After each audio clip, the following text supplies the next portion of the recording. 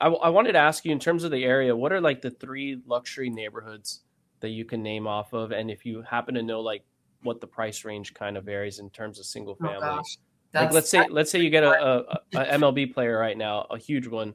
yeah. Where do you think they might purchase, and it'll probably be the same neighborhood as Blake's now?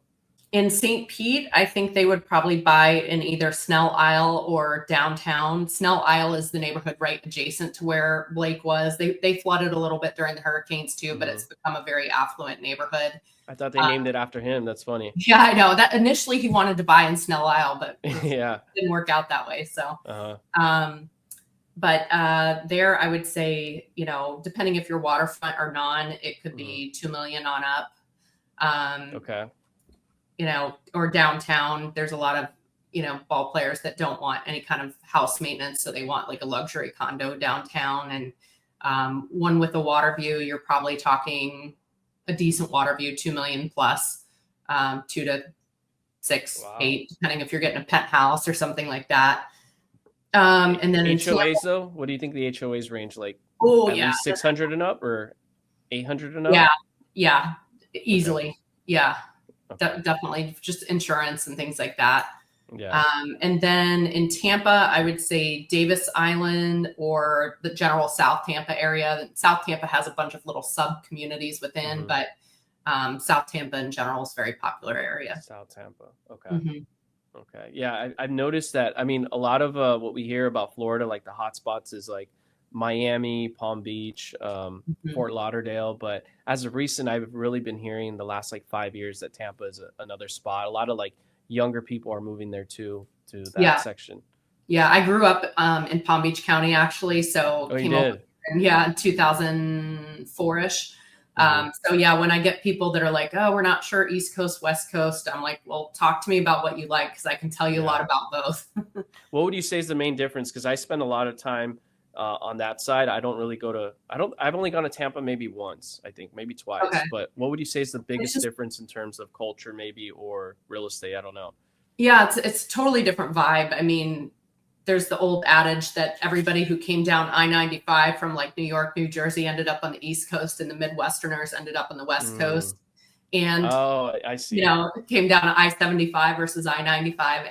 And there's some truth in that. I would say that the West Coast is a little bit more laid back, less flashy. Like we definitely have people with money here, but they're not so showy about it. Right. They're more polite, I imagine. Yeah, well, like I had a guy walk in one time when I was sitting in the office, and he kind of looked like a bum. He's just wearing like a Hawaiian shirt and shorts and stuff, and he's like, "Yeah, I own 15 car dealerships up north." So just Dang. proof you Yeah. can't judge a book. But I found when I lived on the East Coast, it's a lot more about what you're driving, who definitely has that kind of vibe. Yeah. Totally. I see that over here. I work in Los Angeles County and Orange County. So they're Hmm. different counties that are a bit different. Los Angeles, it's pretty much typical of what you kind of referenced in terms on the west side for like Miami and areas like that. And then Orange County, everyone's laid back. You don't really see realtors ever wear a suit.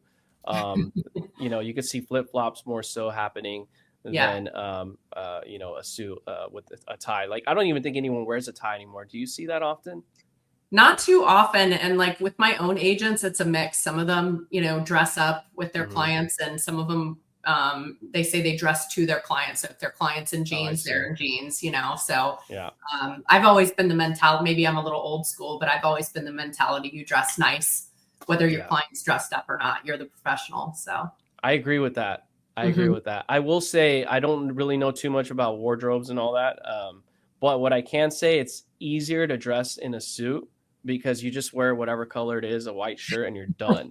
Yeah. If you want to be kind of cool and trendy, casual but formal, it's very difficult. I think it can be at least because yeah, Yeah. I'm not a huge fan of that. So sometimes I just like to put on a blazer and call it a day with It's some easier jeans. for men, I think. But yeah, I've always been taught like dress for the client you want. Hmm. So Hmm. yeah, if you catch me out showing in jeans, I'm in a blazer as well and heels. There you go. Just not the Gucci ones, you said, right? Not the Gucci ones anymore, That's unless they're funny. brand new with good treads.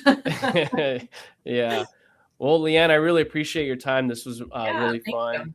Yeah, we got to learn a lot about you and catering to these high profile clients, but also it's good to hear that things are looking a little bit better with the whole after situation with the hurricane. So that's good. Yeah.